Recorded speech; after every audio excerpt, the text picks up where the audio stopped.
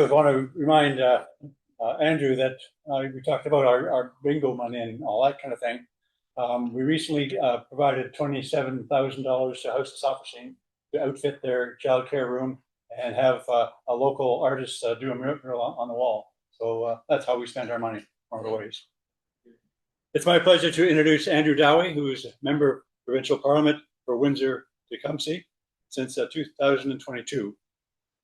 Before entering politics, Andrew was a senior engineer and drainage superintendent for the city of Windsor, responsible for policy research and the technical design and contract administration of construction projects. Andrew currently is the only licensed professional engineer currently in the Ontario legislature. He's always had a passion for representing his community, having been first elected in the Tecumseh Town Council in 2014 and acclaimed in 2018. Andrew was elected to the Ontario legislature in 2022 and re-elected 2 years later, 2025. He serves as a parliamentary assistant to the Minister of the Environment, Construction and Parks, and previously served as parliamentary assistant to the Minister of Economic Development, Job Creation and Trade. As a member of Provincial Parliament, Andrew champions community building, which includes the new Windsor-Essex Acute Care Hospital, highway exchanges on Banwell, and of course the new one eventually Lozon and 401. Provincial investments in developing thousands of manufacturing and trade careers for local people, and of course reducing hospital wait times and improving diagnostic capabilities, and the renovated cardiac catheterization laboratory in the city of Windsor Hospital. Of course, I used that last year. On his days off, which isn't many, he enjoys spending time with his wife, Mary, and their two cats, Finley and Phoebe, and doing outdoor activities. His connection to Rotary was in 2010 when he participated in the group study exchange to Ghana and Burkina Faso, sponsored by this club. He's also been a member of Canada Scouts for many, many years and continues with that. Please give a warm Windsor St. Clair welcome, Andrew Dowie. Thank you very much, Hardy, and it's really a privilege to follow you, have that introduction, and actually I've known Hardy for his tremendous community work over the years. Actually, many in this room, I saw Alan Droulard on the screen. Hi, Alan. Alan was there when I first started my post-grad community service. We were both leaders with the 35th Tecumseh Beavers at the same time. And Panos, we did Leadership Windsor-Essex together. And really, there's no better privilege for me than to be here with you as community leaders in your own right. I get to see the product of your work every day. I live near the Manning Road, Riverside Drive roundabout, and I pass down the Ganacho Trail fairly often. I know these are projects from the Windsor St. Clair Club. And I'd say that I will revisit what Hardy mentioned. I think there's been no more transformative experience for me than doing the group study exchange to Ghana and Burkina Faso. Your sponsorship meant the world to me, and it truly changed the course of my life. I learned not just I got acquainted with the four-way test, but also the way my mindset needs to be. We are so lucky to be here in Canada. There are people throughout the world who cannot aspire to achieve what we're able to achieve here. And so while I would count myself among those who really got frustrated at, I'll call them first world problems, that experience changed me. I have to let things go. There are things that are important in life. That's family, that's your own security, it's your own health, and it's your own ability to be the person you want to be. Anything else is secondary, and what others do really should not influence what you do. And that really brought me to my journey. I had grown up as a member of Scouts Canada. I grew a love for the outdoors and understood the importance of conservation. I wanted to instill that into youth. So when I got kicked out as a youth member by aging out, they didn't terminate my membership, but I said, when you're turning 20, 26, we expect you to give back to the youth of the community. and that's how I joined Beavers. I asked where could I be best placed, and they said, look, the most transformative years are from ages 4 to 6, and it's the hardest role to fill. And I learned over the subsequent 3 years why that was. And to this day, I know I don't have kids of my own. I live vicariously through them. But I realized I had a lot to learn about kids, and eventually maybe I wasn't the best person for youth that age. So I transitioned eventually to become the group commissioner, a position I hold today. So I'm in charge of risk management for the group. I interview the scouters and make sure that they've passed their criminal records check. And when there are incidents, I come in and be the bad guy. So it's been quite a ride. And really all of that brought me to today. I get served as the MPP. It's a privilege, not only to be here, but I'd say to be the voice, knowing you're the only one. I quickly come to realize why it is that it's vital that we have people who put their names on the ballot, who are good people, but also why you need to use your voice wisely. When I'm home, I feel very good. I go out, grocery store, people do stop me. Sometimes I can't leave Zares within an hour because people want to talk to me. It's great. I love the engagement. When I travel up the 401, it's a different story. There are 124 of me there, all competing for the same airtime. And how do you get your voice across in an effective way? I've chosen to use technical means. I'll use the example of the Banwell EC Row interchange. I don't know if it was ever anyone's top of the list project, but for me, I know I live in that part of town, as many of you do as well. And I knew the history of it from my job at the city and knew that it was needed 40 years ago. So I got to work. I collected all the data. I put in, okay, here are the traffic counts, here are the past reports. Assembled it all, made it very easy to make the case, and I was turned down. And so I tried to learn the experience. How can I actually be successful at this? And then I realized that, I've got to learn how do you make these decisions. And ultimately, the answer I got back was, you don't make those decisions because you have to have a program and it doesn't fit in the program. You can't fund local roads with provincial taxes for the most part. And said, okay, well, it made sure made sure that I was reminded what's important to focus on, and that's how do we get a win for everybody. And by fashioning my next kick of the can to be, how does the province of Ontario win by having this project be successful and implemented?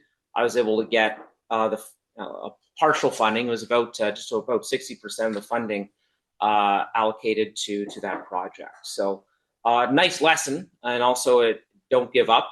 you may get a next round, but it also shows the importance of just not losing focus, concentrate on the things you can change or the things that you think make sense, and let the rest go. So that those lessons that I carried with me from Burkina Faso and Ghana, I strive. Sometimes it's difficult too, but I strive to keep that going. So what I'd like to do is, after my, every term, I'd like to show the people of the community that, the time I spent was worthwhile. That I have some commitments that I can implement. I'm pretty light on commitments when I run for an election. I do seem to have them in my mind, though. Obviously, when you're part of a political party, you can't go off message, and I think that's a truism for everybody. And if you do, you probably are not destined to be successful, and that's a whole other matter, which I'll touch on in a minute. But really, this community means everything to me, and I want to see it be as successful as it can be. So when I see the same things that you see, homelessness on our streets and poverty, food insecurity, these do touch me greatly, and they do touch my colleagues.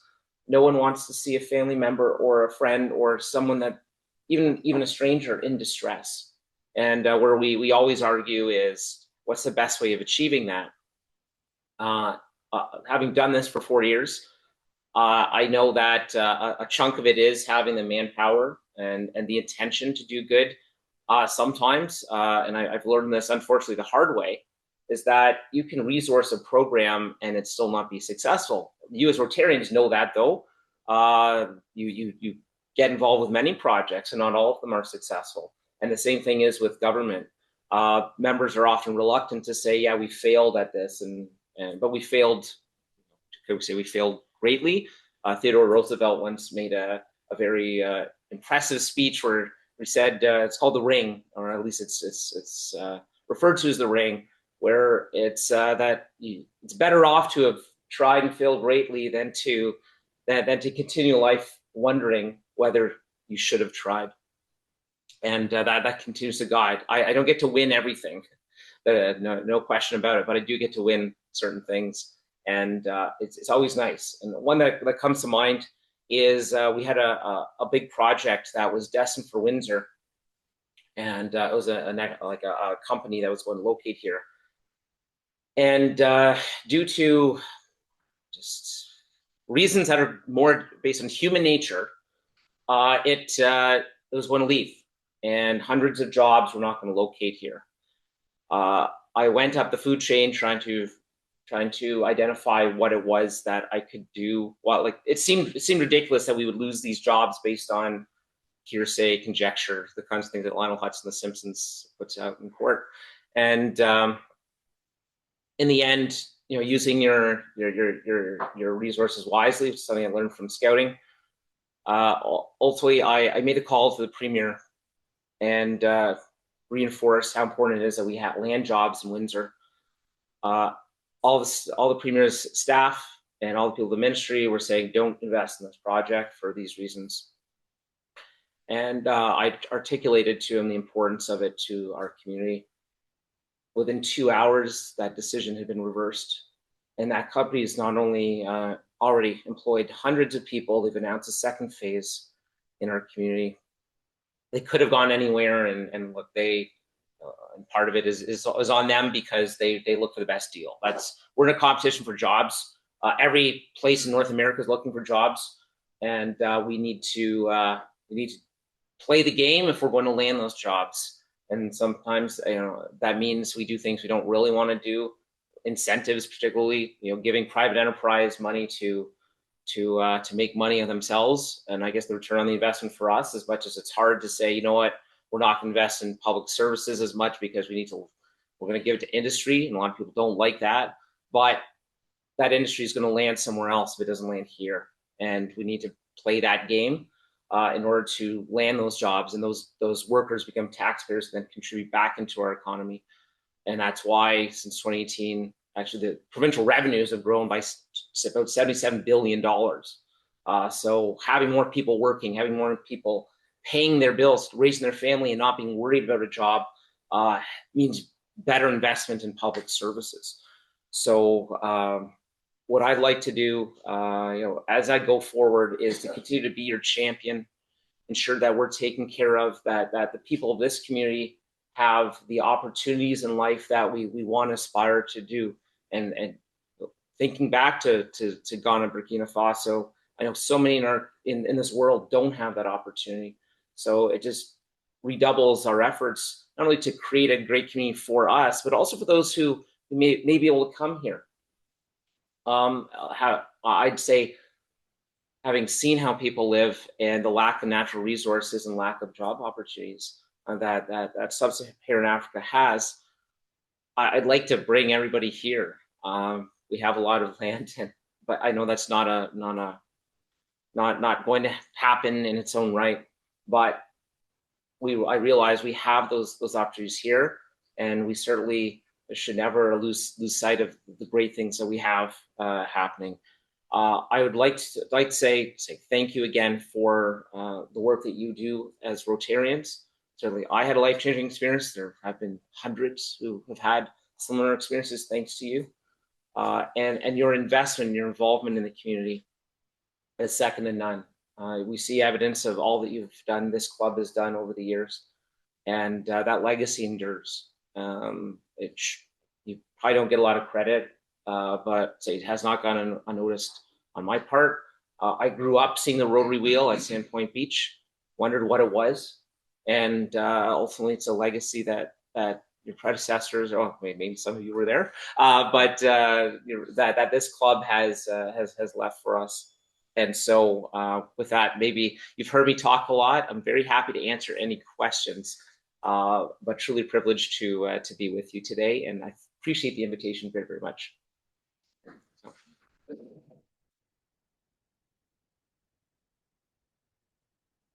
Carlo. I've got one. As we have, can you hear me okay online? Having heard that, I guess not.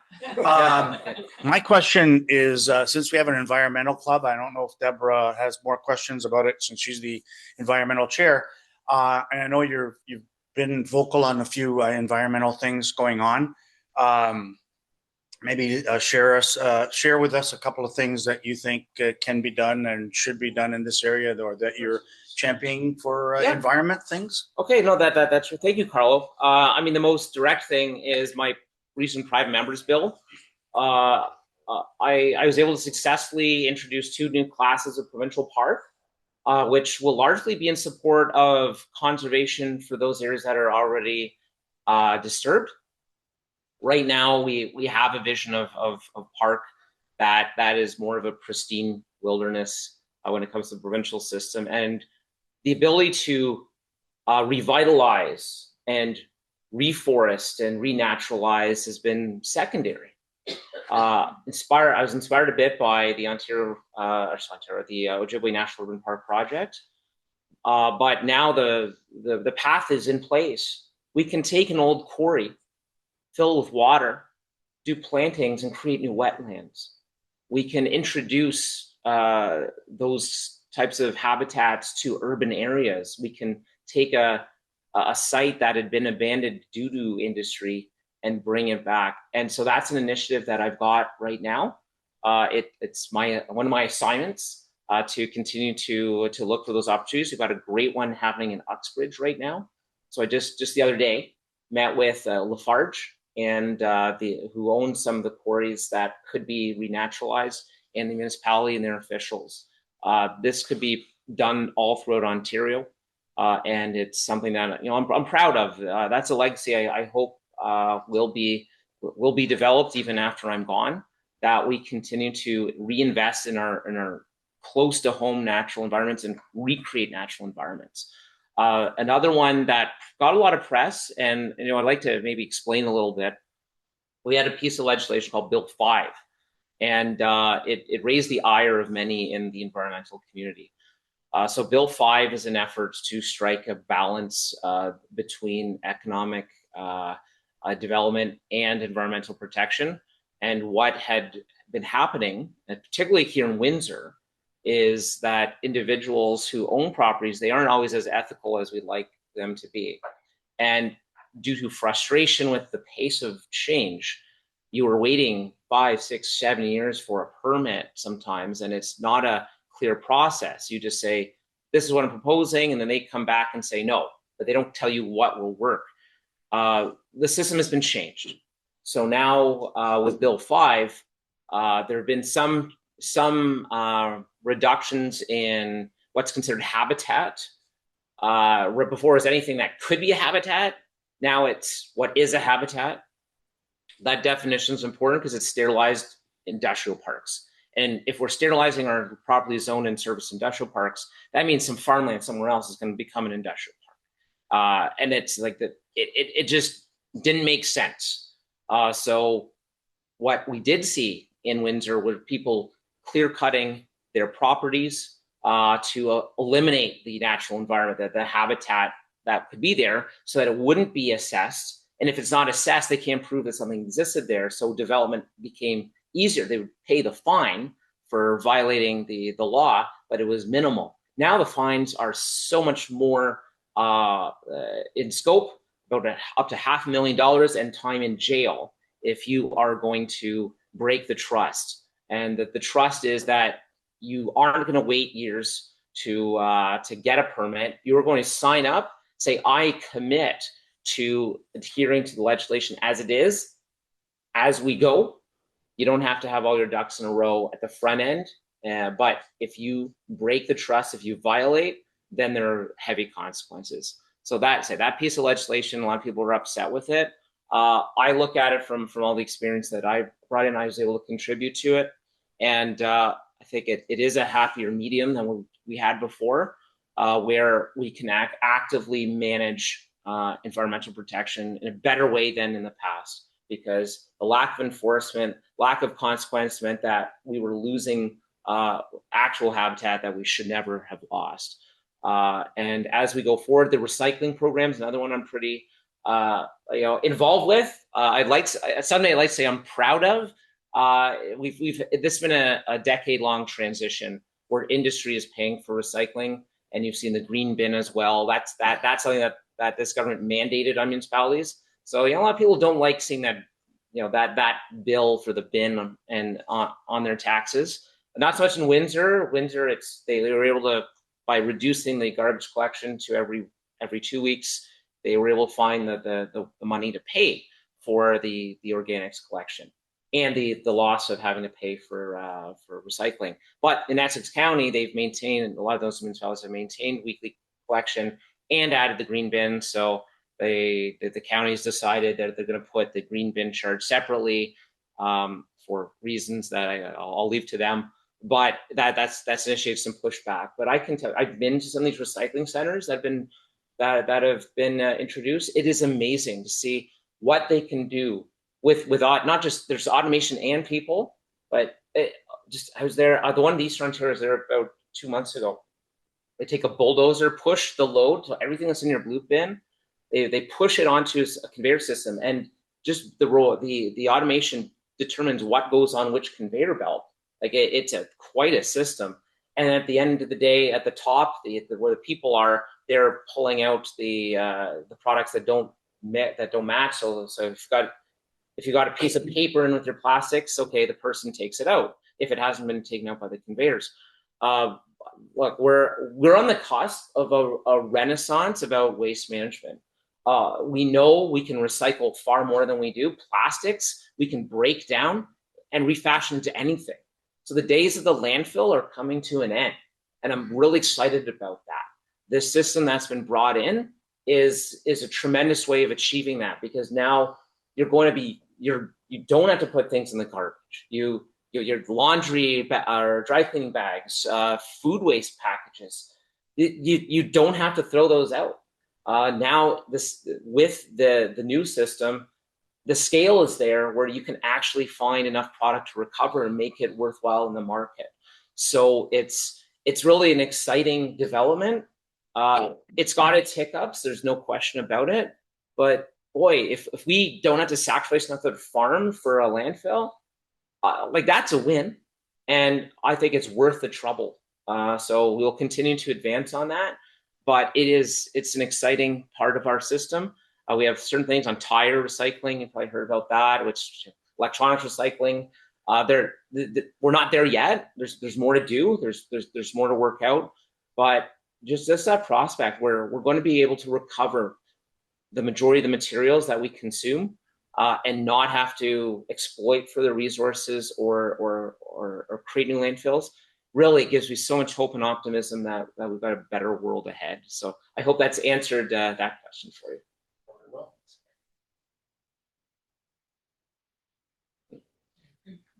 can I ask one quick question? One more question, okay? I'm just wondering what the status flows on 401. Yeah. You mentioned it briefly. Yep. What are we talking about time-wise?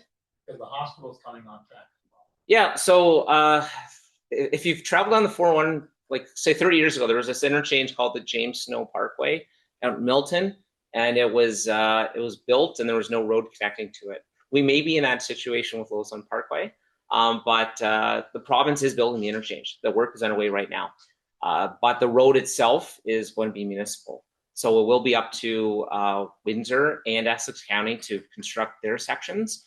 So likely you'll see that interchange first and not a lot happening with it. And maybe I might have to wear that a little bit, but hey, I'd rather it get done on my watch than not. And so my understanding is Windsor will be proceeding with it in the next couple of years on their section. but I don't know if it'll be finished.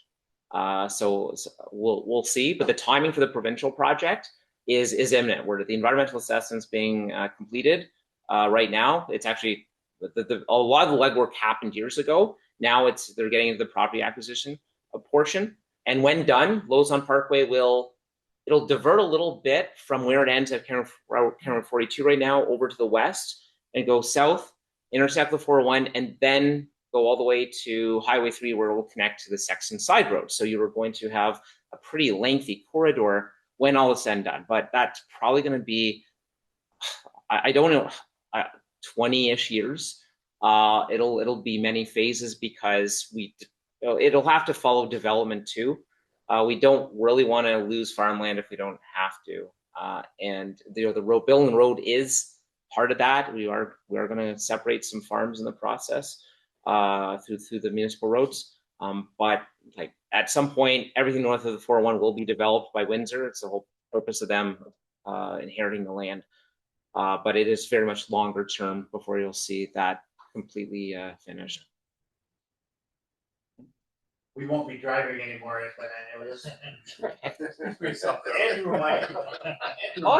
I'm optimistic. I'm optimistic you will too. Actually, it's Your kids will be driving. it depends. You know, I've been surprised at how quickly things come around. So, yeah.